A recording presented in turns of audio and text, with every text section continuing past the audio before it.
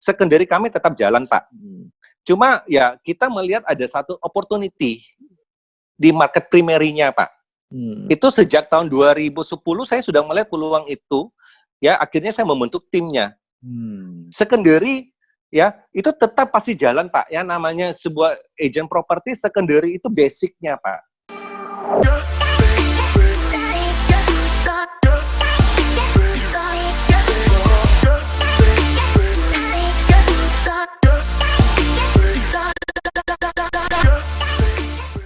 Salam properti, salam sehat.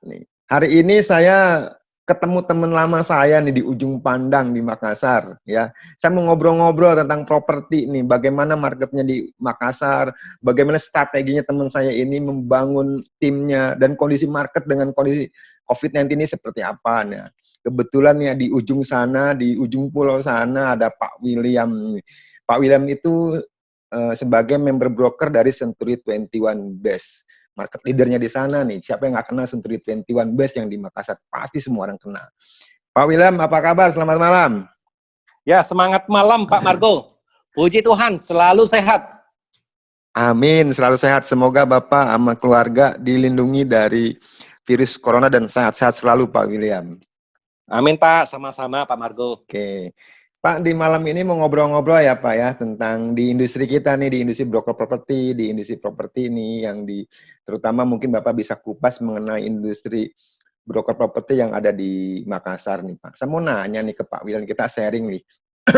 Semoga teman-teman nih yang lihat link YouTube saya ini, jika ada sesuatu untuk masukan atau ada koreksi silakan komen di bawah. Tapi kalau suka jangan lupa di like, di share, sama di subscribe ya linknya ini nih. Pak William, saya mau nanya nih, Iya Pak. bagaimana Bapak melihat kondisi properti di ujung pandang di 3 bulan pertama di tahun 2020? Ya, pertanyaan satu. Yang kedua ini berkolerasi nih ya. Corona kan sudah 2 bulan nih Pak, hampir 3 bulan yang terdeteksi di Indonesia nih Pak. Bagaimana dampaknya terhadap properti di ujung pandang Pak jika virus corona ini terus berlanjut nih Pak. Ini bagaimana Pak William? Ya, boleh di-sharing nih Pak. Thank you Pak. Silakan Pak. Oke, terima kasih Pak Margo atas pertanyaannya. Oke, ingin saya sampaikan bahwa Kota Makassar sebenarnya sebuah kota yang dimana punya pasar yang sangat potensial Pak. Ya, jadi untuk prospek propertinya sendiri di Makassar itu sangat-sangat punya peluang besar. Kenapa? Karena market Makassar itu besar sekali, Pak. Apalagi yang segmentasi bawah middle low ini yang dimana pertumbuhannya bisa cepat nih, Pak. Gitu loh. Jadi saya katakan bahwa di tahun 2020 misalnya ya Bapak tanya bagaimana keadaan 3 bulan terakhir ya pada pasca pandemi ini atau sebelumnya. Betul. Jadi saya ingin katakan bahwa tahun 2020 itu sebenarnya kami merasakan bahwa industri properti ini bisa rebound kembali karena pada Januari awal sampai dengan Februari kita mengalami satu penjualan yang menurut saya cukup bagus, Pak. Itu membuat kita pikir bahwa sepertinya tahun ini sudah 2020 ini sudah saatnya properti ini rebound. Karena kita perlu sadari bahwa kondisi ekonomi kita ini mengalami krisis sudah 4-5 tahun, Pak. Cuma puji Tuhan kita selama ini ya karena kita memang lebih mainnya di end user, jujur Pak. Karena end user ini punya pasar paling banyak sebenarnya. Tinggal kita memilah-milah aja pasarnya yang mana, gitu loh. Oke. Saya kembali ke 2020 lagi nih terkait dengan pertanyaan Bapak. Oke. Jadi saya selalu katakan di COVID-19 time ini sebenarnya kami ya secara jujur kita mengalami penurunan Pak. Ya karena ya semuanya serba keterbatasan, ya pemerintah menghimbau supaya work from home, tidak ada temu muka ya sehingga apa yang terjadi kita dipaksakan masuk yang namanya digitalisasi Pak. Jadi tetapi saya menyampaikan kepada marketing kami ya bahwa yang namanya properti itu pasar tuh selalu ada. Saya sejak tahun 2001 sampai dengan 2020 ini saya mengalami beberapa siklus yang dimana apapun resesi ekonomi itu, ya pasar properti itu selalu ada, Pak. Tinggal kita sebagai seorang marketing melihat pasar mana yang harus kita tangkap. Ya, let's say di COVID-19 time ini, saya ini melihat kondisi sekarang ini yang paling banyak pasarnya ini yang di bawah 1M, Pak. Sehingga saya katakan sama mereka marketing yang lain, saya bilang begini, pasar tuh ada, cuma pasar ini lebih tersegmented gitu maksud saya. Oke, sekarang kita selaku manajemen yang harusnya di kondisi ini men-take over segala operasionalnya supaya kita mengedukasi marketing supaya satu pintu, Pak. Satu pintu buat apa? Supaya mereka ini jelas arahnya. Bahwa yang kita kejar ini pasarnya yang mana. Ya, jadi saya itu menghimbau anak-anak itu semuanya supaya ini sekarang kita arahkan ke pasar mana dulu ini. Kalau pasar atas mungkin ada, Pak, tapi tidak banyak. Nah, kebetulan yang saya bicara ini di primary market ya, karena memang kita sudah 3-4 tahun terakhir ini memang kita lebih fokus ke primary-nya, Pak. Begitu loh. Nah, akhirnya anak-anak ini sekarang mulai serang ya ke segmentasi pasar itu dengan berbagai cara. Ya, kita lihat beberapa developer yang punya produk-produk seperti itu. Terus yang menengah atas ditinggalin. Oh, bukan, Pak. Saya tetap blast ke media sosial produk-produk itu ya, sehingga tapi ada titik fokus, Pak, yang kita mau arahkan kemana nih, nah, gitu loh, Pak. Mungkin seperti itu, Pak Margo. Oke, tadi bahwa market itu kan Bapak bilang tetap ada ya, cuma mungkin lebih istilahnya udah lebih menjurus ke arah mana market itu. Tadi Bapak juga bicara mengenai primary dan secondary. Jadi Bapak itu di ujung pandang di Makassar ini lebih condongnya marketnya ke primary market ya, Pak. Kalau bicara primary market berarti kan bicara dengan beberapa developer atau dengan pengembang ya. Pertanyaan saya, di wilayah mana sih, Pak, pengembangannya yang dominan untuk di Makassar ini ke arah mana nih, Pak? Yang memang Bapak melihat prospeknya itu kalau nilai investasi itu bisa menjanjikan ya Bapak melihatnya.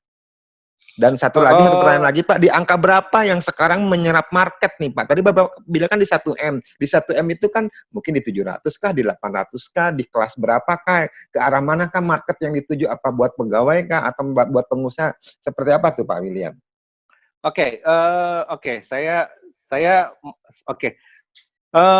Kami di Senturi 21 bukan semata-mata lebih spesialis ke primary ya. Secondary kami tetap jalan, Pak. Cuma ya kita melihat ada satu opportunity di market primary-nya, Pak. Itu sejak tahun 2010 saya sudah melihat peluang itu, ya akhirnya saya membentuk timnya. Secondary ya itu tetap pasti jalan, Pak. Ya namanya sebuah agent property secondary itu basicnya, Pak. Sedangkan sedangkan pilihan kedua itu di primary-nya. Di sini saya agak fokus di mulai tahun 2010 sampai ya di 2019. Oke. Kembali pertanyaan Pak Margo, sekarang Makassar ini pengembangannya sudah mulai merata, Pak.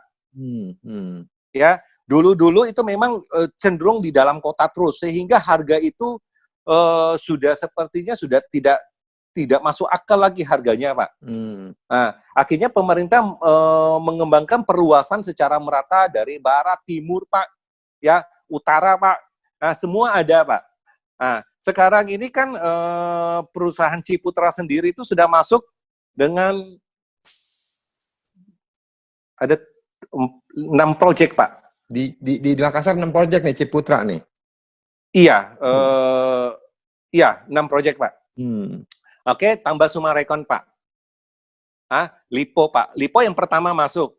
Ya, oke. Dengan tiga pengembang raksasa ini ditambah beberapa developer lokal yang cukup menarik juga, Pak. Yang artinya developer lokal juga sekarang ini kan sudah mulai pintar melakukan melakukan sesuatu yang lebih baik, karena dengan adanya developer besar ini masuk, akhirnya mereka mau tidak mau harus ikut bersaing, Pak. Jadi developer lokal juga ini akhirnya ada sebagian pasar-pasar juga yang bisa terambil oleh mereka, Pak. Nah, sekarang kalau Bapak tanya di daerah mana yang sekarang sangat potensi, menurut saya Makassar sekarang sudah pengembangannya sudah mulai merata sih Pak. Let's say kayak Sumarekon sama Ciputra yang proyek barunya mereka itu di daerah Talasa dengan di daerah Paranglo itu kan daerah pengembangan baru Pak, dekat bandara. Nah, itu nanti jadi satu kawasan kota satelit Pak. Di sana itu mereka kalau Sumarekon itu total area itu sekitar 400 hektar. Talasa City sendiri kawasannya itu ada 700 hektar Pak. Nah, jadi mereka juga akan membuat satu kayak kota mandiri sendiri, kayak Kelapa Gading, di sana ada sekolah-sekolah, kayak di Talasa itu nanti akan ada BINUS Pak, ada International School Pak, Citra Kasih, gitu loh. Jadi kayak di Sumarekon juga ada sekolah Al-Azhar, banyak Pak. Jadi di sana nanti kawasannya cukup bagus Pak. Di daerah Tanjung Bunga sendiri juga yang sebenarnya sudah cukup lama. Ini juga pelan-pelan juga akhirnya mereka membenahi dan membentuk yang lebih menarik lagi Pak. Jadi saya melihat market Makassar ini sangat potensial ya. Sehingga apalagi nanti setelah pandemi ini berlalu ya, saya yakin banyak orang-orang daerah akan hijrah ke Makassar Pak dengan adanya beberapa universitas atau pendidikan-pendidikan yang terkemuka sudah masuk di Makassar Pak. Mungkin seperti itu.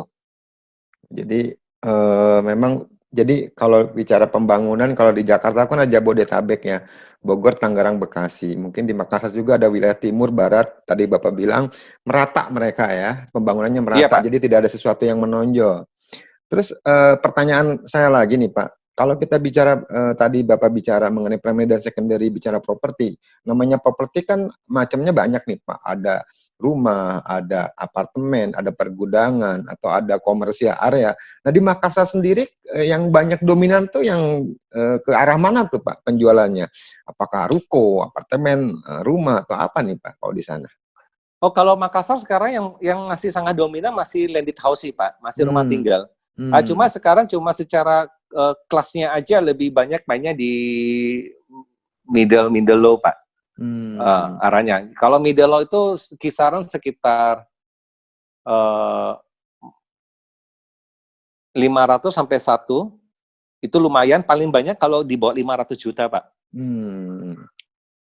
Begitulah. Jadi masih ini ya, masih perumahan ya yang masih daya tariknya ya di sana ya, yang harganya di bawah 500. Nah, pertanyaan saya lagi nih Pak, kalau misalnya saya jadi investor nih Pak, mau menanamkan uang di Makassar, saran Bapak seperti apa nih Pak buat para investor nih? Misalnya kan bisa aja ada investor dari luar Makassar ataupun dari Jawa ataupun dari Kalimantan nih, dia punya uang nih, saya mau nanamin di Makassar nih, kan Bapak sedikitnya punya gambaran seperti apa nih kalau mau menanamkan propertinya di Makassar nih Pak? Oke, kalau saran saya sih sebenarnya kalau dalam kota sudah terlalu harga itu sudah terlalu tinggi Pak. Jadi saya biasa kadang-kadang kalau para investor saya biasa tanya lebih arahnya mau buat apa gitu loh ya. Kalau dia bilang oke, bikin sesuatu kayak sekolah lah, rumah sakit ya, saya sih sarankan ya tergantung juga konsep rumah sakitnya seperti apa, pendidikannya mau kelas seperti apa levelnya. Cuma saya biasa lebih mengarahkan lebih baik ke daerah pengembangan Pak ya, daerah pengembangan baru yang sama-sama yang Sumarekon sama dari pihak Talasa City juga, di sana harga masih enak dibeli juga, gitu loh kurang lebih lah Pak. Pasarnya di sana juga lebih bagus dan dekat bandara tuh Pak, dengan gitu ya. pelabuhan baru, ya betul. Apa tadi namanya? Talasa City ya? Talasa City Pak, itu kawasannya Pak.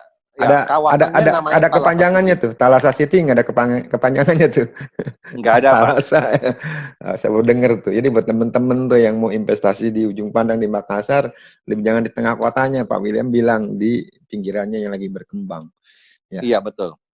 Pak, kan kita tahu nih Pak, COVID-19 ini telah meluluh lantakan segi-segi industri lah, semua sektor lah, salah satunya sektor properti ya. Dan Bapak kan kurang lebih di industri ini udah nyaris 19 tahun, nyaris 20 tahun. dari tahun 2001, pernah di beberapa bendera nih. Sekarang Bapak di Century 21, Bapak udah bisa membidik nih, Bapak udah bisa membaca market, Bapak larinya udah mulai sekarang, udah main di secondary, jalan tetap seperti, karena memang backbone-nya kita kan di secondary, tapi Bapak juga main di primary, gitu. Bapak udah melihat baca market. Nah, Bapak juga harus membaca market nih, dengan kondisi seperti ini, ada nggak Pak tip nih buat para kantor broker properti yang ada di Makassar nih, atau di seluruh Indonesia lah, atau buat marketingnya harus survival itu seperti apa nih? Bapak kasih tip nih buat kita-kita nih Pak William. Oke, sebenarnya waktu saya ngomong 2 tahun kemarin Pak. 2 tahun kemarin kita melihat penyebab dari krisis ekonomi ini sebenarnya apa sih sebenarnya? Ya, menurut pandangan orang awam Pak, begitu baca-baca berita, saya melihat nih Generasi Z ini kayaknya ya rata-rata mengambil semua peluang nih Pak, ya. Ya kan, sehingga Generasi Z ini kan mainnya di high tech Pak. Jadi sekarang saya melihat kondisi seperti ini kayaknya ini bahaya nih. Saya kalau tidak beralih ke digital ini, itu waktu 2 tahun lalu Pak. Jadi saya sudah mulai paksa, tapi kan waktu itu kita masih terlalu nyaman Pak dengan kebiasaan-kebiasaan kita Pak yang masih konvensional. Terus saya melihat dengan beberapa perusahaan-perusahaan raksasa, ya, begitu PD-nya tiba-tiba langsung jatuh. Terus penyebab jatuhnya ini kenapa kita semua tahu bahwa ternyata kayak misalnya beberapa perusahaan-perusahaan tidak perlu ini, tapi dengan aplikasi mereka sudah bisa menjalankan, tidak perlu ada hotel, tidak perlu ada mobil, semua serba aplikasi. Itu kan sebenarnya high-tech semua, Pak. Jadi kita ini mau tidak mau, saya mengatakan bahwa orang yang kalau memang mau survive, dia harus menjadi satu tipikal yang menjadi tipikal perubahan yang bagus, Pak. Jadi kita harus siap berani berubah, Pak. Jangan terlalu percaya diri dengan gaya kita, karena gaya kita tidak selalunya harus sama dipakai pada zaman-zaman depan, pada masa-masa depan lagi. Buktinya seperti ini. Jadi waktu tahun kemarin saya paksakan diri untuk masuk ke digital, cuma ya itu kembali lagi terlalu berat Pak untuk keluar dari zona nyaman itu Pak. Kita ini terlalu terlena Pak. Ya, oke. Akhirnya pada saat COVID-19 ini, ya, saya rasa nggak ada alasan lagi, Pak. Saya selalu mengatakan, sudah, ayo, lu mau alasan apa lagi? Ya, kita di rumah ini disuruh loh, work from home loh.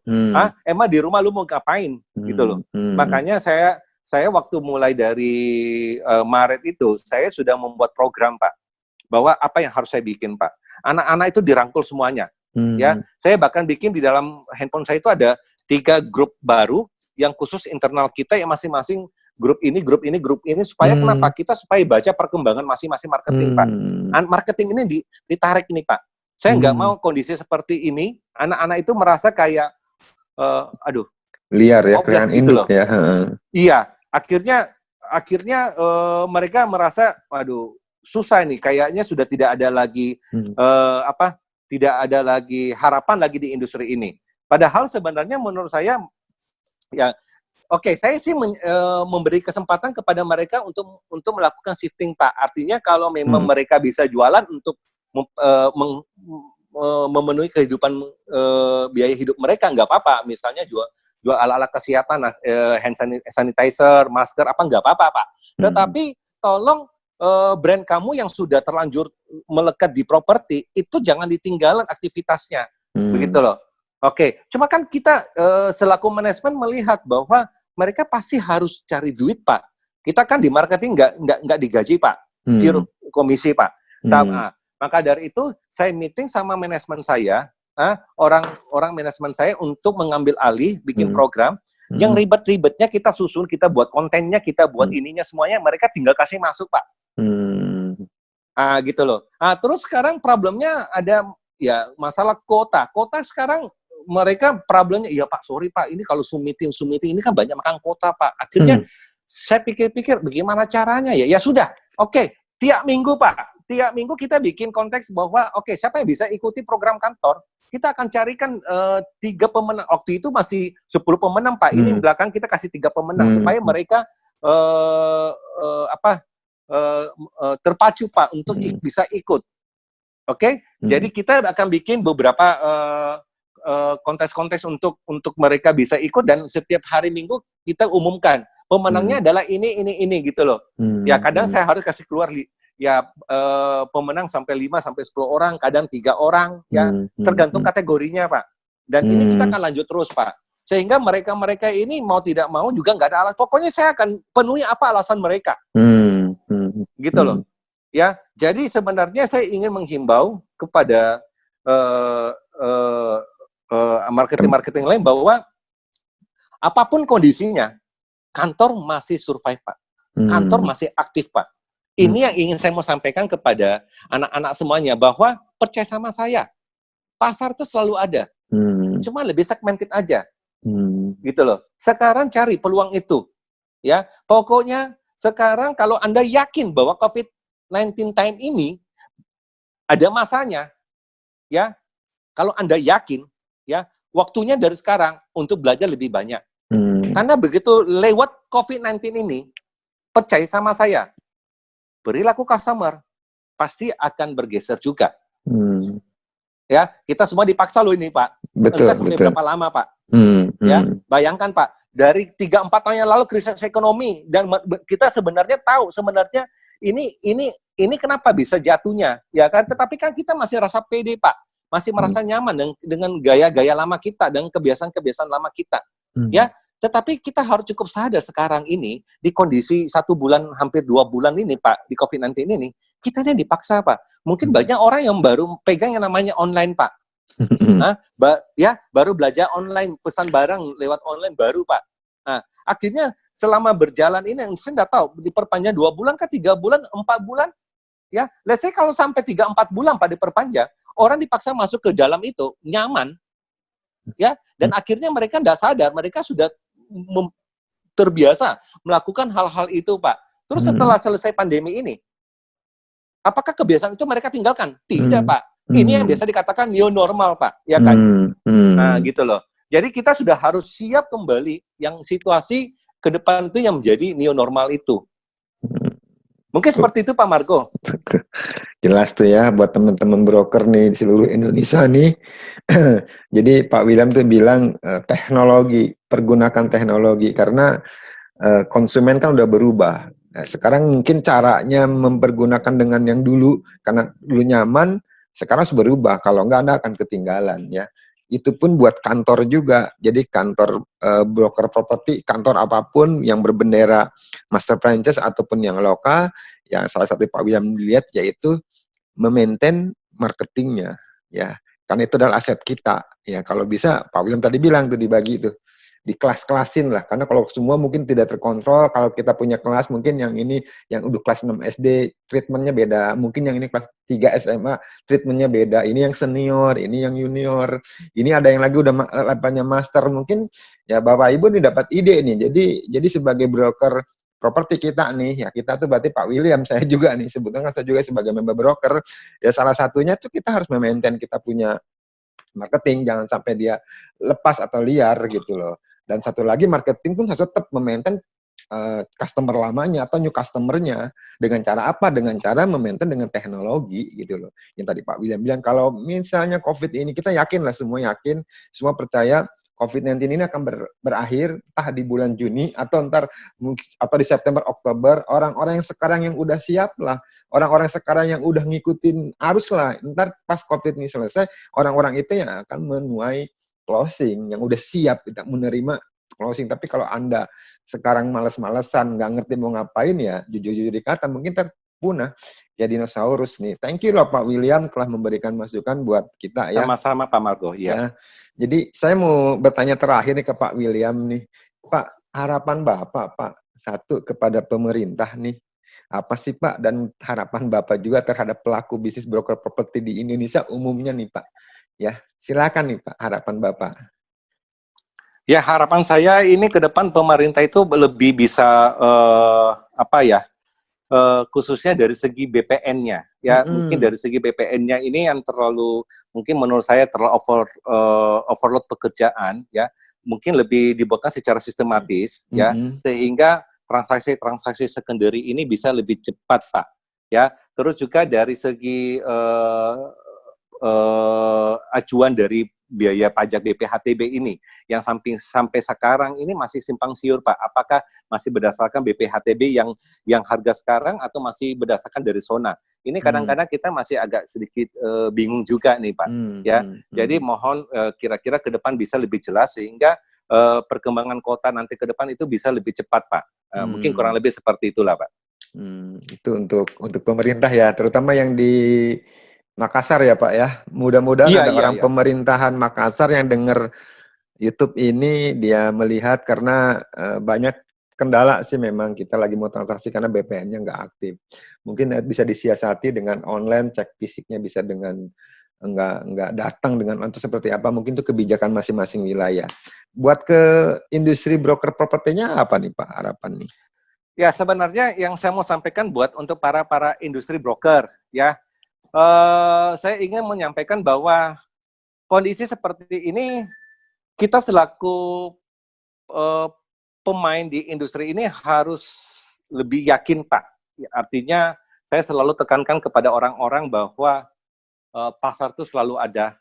Bahkan mungkin saya bisa mengatakan sebenarnya di industri broker properti itu sebuah industri yang tidak kena resesi sebenarnya, Pak. Ya, karena pasarnya selalu ada. Ya, jadi saya ingin menghimbau kepada seluruh kantor-kantor agent, ya, sudah saatnya kita melakukan pergerakan. Ya, pergerakan walaupun pergerakan itu berawal dari work from home ini. Nggak apa-apa, tetapi setidak-tidaknya ya anak-anak marketing itu perlu di-maintain. Kita harus memberikan satu aura positif kepada mereka. Bukannya mengatakan bahwa ini kondisi sama sekali mati. Bukan, Pak. Justru kita lah yang seharusnya memberikan signal positif kepada mereka bahwa ya saatnya di COVID-19 ini ya saatnya untuk belajar lebih banyak. Saya yakin ini sebuah sejarah, Pak. Ya, mudah-mudahan cuma sekali saja, Pak, selama seumur hidup saya, Pak. Ya, yang dimana ya kita butuh waktu mau lebih banyak belajar lagi, ya tidak ada, Pak, di pasar seperti ini. Jadi saya bilang mau tidak mau, suka tidak suka, siap atau tidak siap, ya COVID-19 ini manfaatkan semaksimal mungkin untuk belajar lebih banyak untuk menghadapi new normal ini yang saya katakan ini, Pak. Itu yang selalu saya ajarkan kepada marketing saya. Begitu loh. Jadi saya menghimbau semua kantor-kantor agent, ayo mari ya memberikan signal-signal positif, memberikan edukasi bahwa pasar ini ya cuma stagnan sebentar, Pak. Ya, kita berharap mudah-mudahan COVID-19 ini cepat berlalu dan kita bisa kembali semua beraktivitas. Ya, mungkin seperti itulah Pak Margo. Oke, Pak William. Pak William tadi berkali-kali bicara pasar itu masih ada. Pasar itu masih ada. Pasar itu masih ada buat orang-orang yang mau berusaha, Pak. Buat orang-orang yang pikirannya udah ke negatif, imunnya negatif, udah bingung, Pak. Jadi buat teman-teman broker dalam kondisi apapun, broker properti tidak ada matinya. Karena kita banyak. Bisa primary, bisa secondary, bisa banyak banget. Tinggal kita bagaimana menyiasatinya. Pak William, betul, Pak. Thank you loh. Kita sama-sama yakin ya Pak William ya, Indonesia pasti kuat, Indonesia pasti hebat ya. Bahwa pasti, COVID Pak. Ini pasti akan berakhir ya kan. Cuma satu hal buat teman-teman yang lihat video ini, tolong himbauan pemerintah, tolong di aturan pemerintah himbauannya tolong dilaksanakan, tolong diikutin, jangan bandel gitu loh. PSBB ngomong-ngomong Makassar PSBB udah berlangsung ya? Udah, Pak. Udah. Iya, memang harus diberlakukan seperti itu sih, Pak. Ya. Itu. PSBB ikut, jangan keluar rumah kalau nggak ada penting, jangan di rumah aja udah. Karena virus ini kayak kita kayak perang nih, nggak kelihatan nih musuhnya siapa, dia nggak pandang bulu, dia mau kaya, betul, mau miskin, mau anak, mau apa, satu. Udah di rumah aja, jaga kesehatannya, terus pakai masker kalau keluar, social distancing pergunakan, udah bertahan aja. Toh lama-lama pasti kita akan berhasil. Jangan bandel lah. Kalau bandel kan kita juga repot semua gitu loh. Jadi stay safe, stay healthy, stay strong, stay at home lah. Tetap jaga kesehatan lah semuanya. Pak William, thank you loh Pak udah ngobrol-ngobrol nih di malam ini. Semoga obrolan ini bisa jadi manfaat buat teman-teman broker yang ada di Indonesia, terutama yang teman-teman broker di Makassar, di ujung pandang ya. Jadi memang market itu di ujung pandang di Makassar itu masih besar sekali gitu loh. Ya, Thank you Pak William. Sampai Sama-sama ketemu Pak lagi Marco. kalau Bapak ke Jakarta, kita ngopi dan ngobrol-ngobrol lagi nih Pak. Ya. Pasti Pak Marco.